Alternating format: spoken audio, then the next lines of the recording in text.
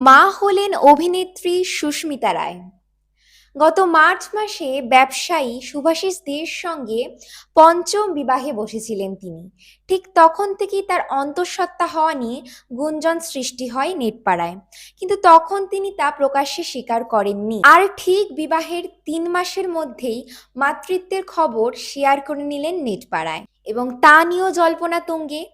নেটিজেনরা বলছেন তিনি বিবাহের সময় 6 মাসের অন্তঃসত্ত্বা ছিলেন। অভিনেত্রী সুস্মিতা রায়ের পঞ্চম বিবাহকে কেন্দ্র করেও নেটপাড়ায় তুমুল জল্পনা শুরু হয়েছিল। এখন তার মাতৃত্বকে নিয়েও কিছুজন অনেক কথা বলছেন। যদিও সুস্মিতার স্বপ্নটা সত্যি হলো, তিনি বরাবরই বিভিন্ন সমাজ মাধ্যমে বলে এসছেন যে তিনি মা হতে চান, এবং তার এই মাতৃত্ব হওয়ার স্বপ্ন তিনি বহু বছর ধরে দেখে আসছেন। একবার তা ভেঙেও গিয়েছিল।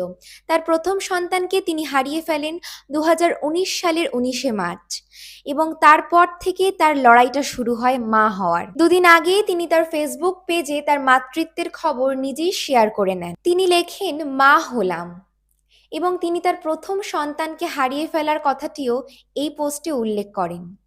2019 সালের 19শে মার্চ যে স্বপ্নটা ভেঙে গিয়েছিল, আজ তাই বাস্তবায়িত হলো। তার এই নতুন স্বপ্নকে, মা হওয়াকে অনেক অনেক শুভেচ্ছা, এবং মা ও সন্তানের মঙ্গল কামনা জানাই। এ বিষয়ে আপনার মন্তব্য কমেন্ট করে জানাবেন। ধন্যবাদ।